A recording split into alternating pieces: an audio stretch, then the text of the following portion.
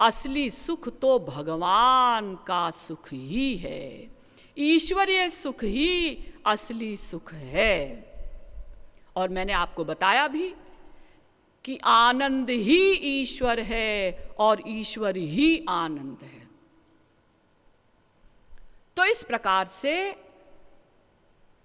हम सभी जीव एकमात्र आनंद ही चाहते हैं। तो मैंने आपको बताया कि हम लोग ईश्वर के अंश हैं, और चूंकि आनंद और ईश्वर ये दोनों पर्यायवाची शब्द हैं, तो इस प्रकार से हम आनंद के अंश हुए।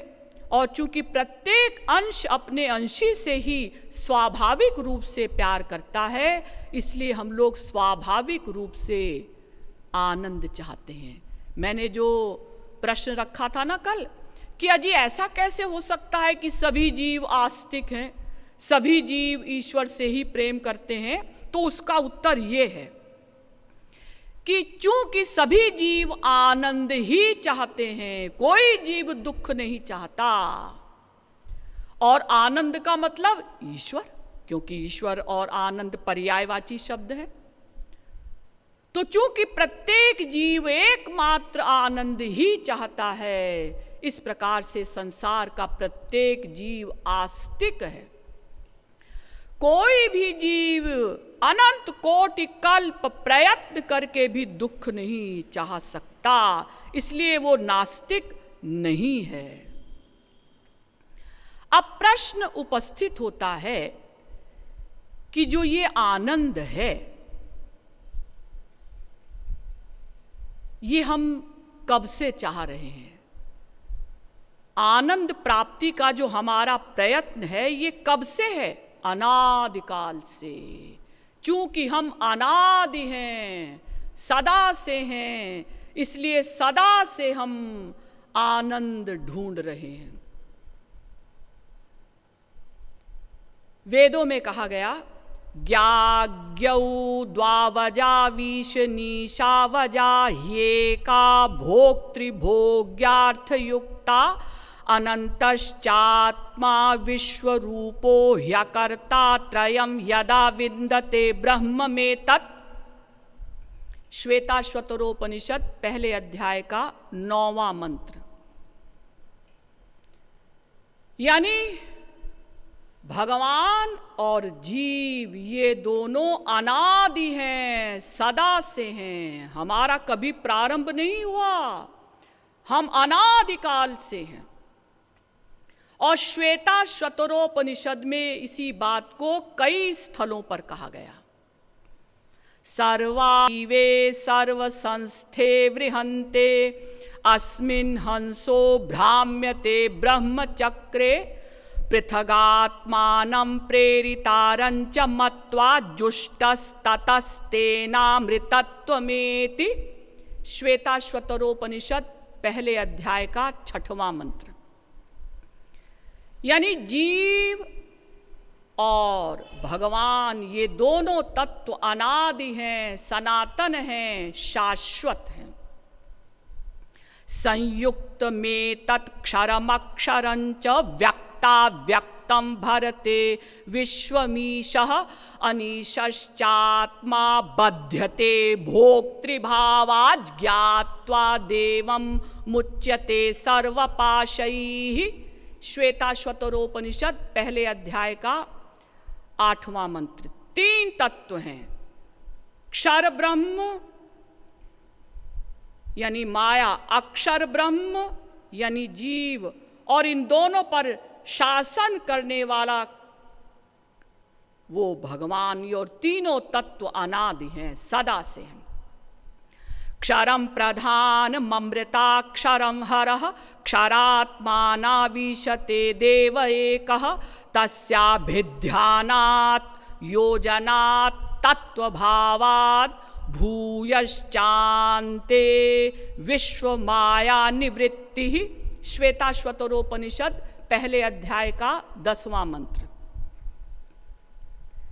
एक क्षर ब्रह्म, अक्षर ब्रह्म, और उन दोनों पर शासन करने वाला वो भगवान। तीनों तत्व अनादि हैं, सदा से हैं, शाश्वत हैं। अजामेकां लोहित शुक्ल कृष्णां वह्वीः प्रजाः सृजमानां स्वरूपाः अजो ह्येको जुषमाणोऽनुशेते जहात्वेनां भुक्तभोगामजोऽन्यः।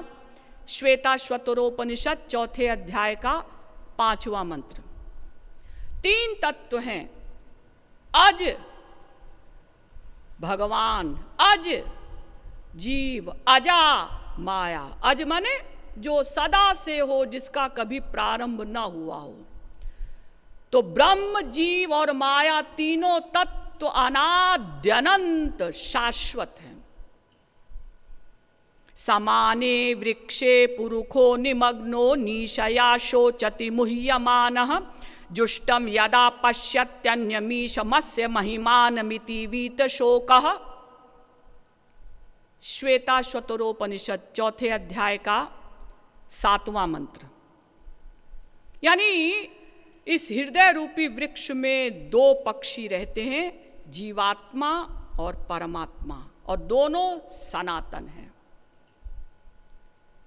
द्वा सुपर्णा सयुजा सखाया समानं वृक्षं परिखस्व जाते तयोरन्यः पिप्पलं स्वाद्वत्यनश्नन्नन्यो अभिचाकशीति।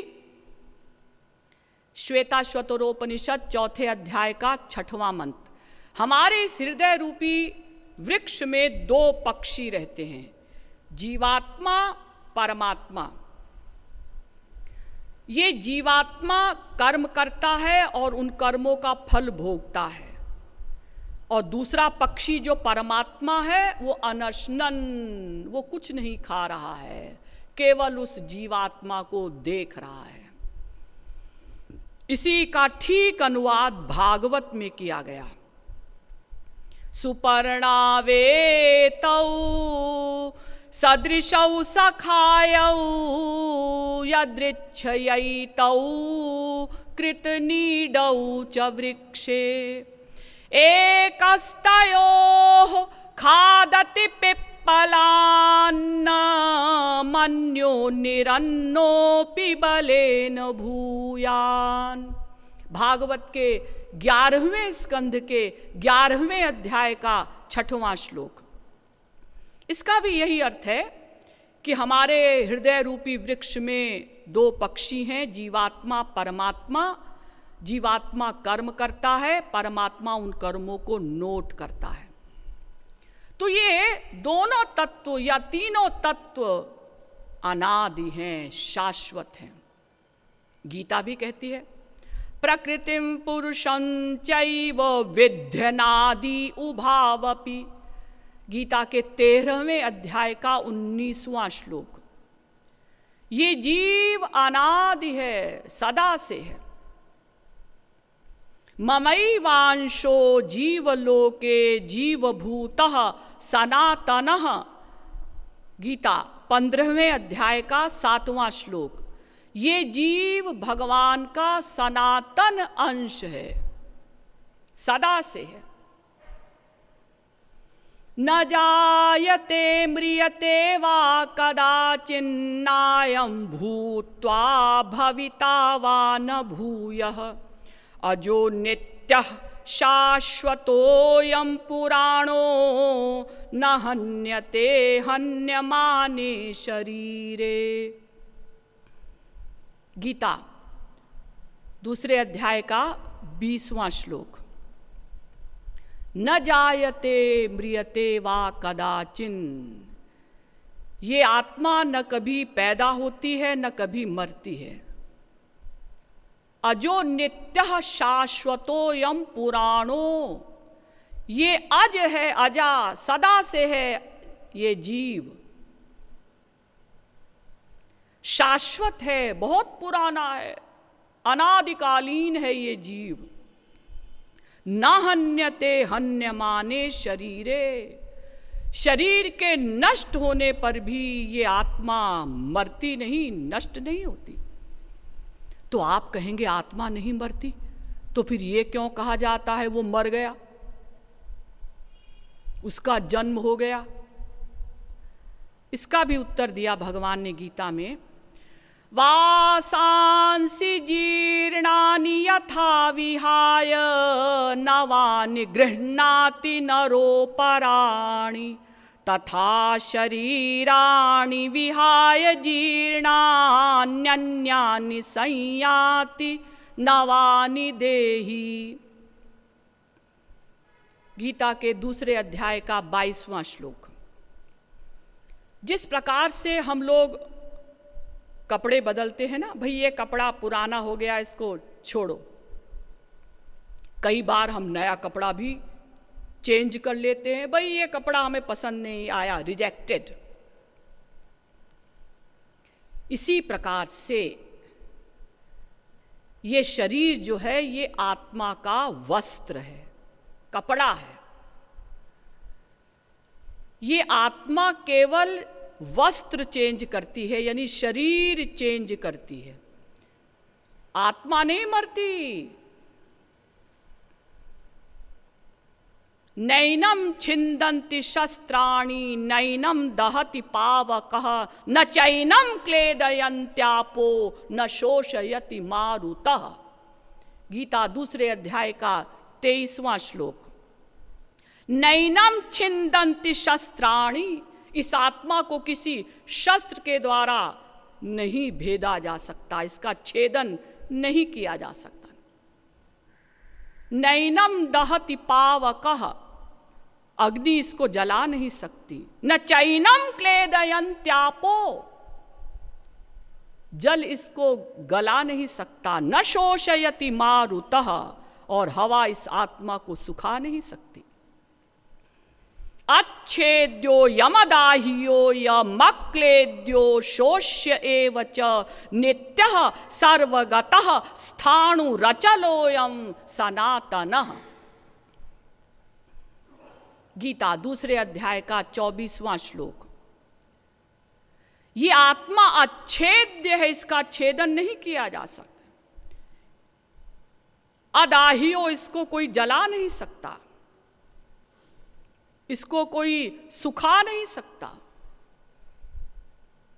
नित्यः सर्वगतः स्थाणुरचलोऽयं सनातनः। ये आत्मा नित्य है, अचल है, सनातन है।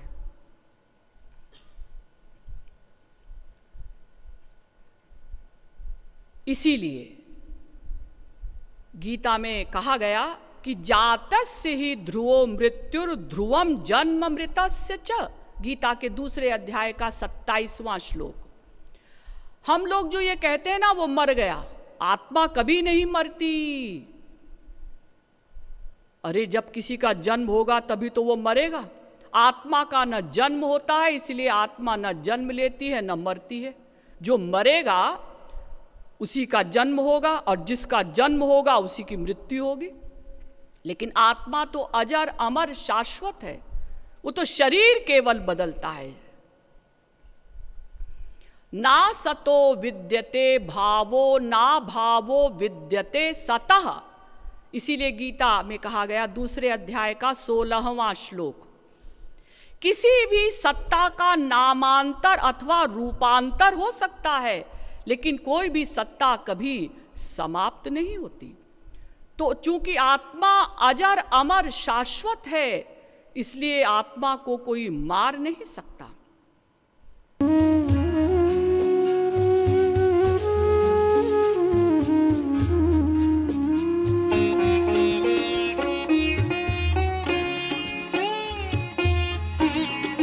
Oh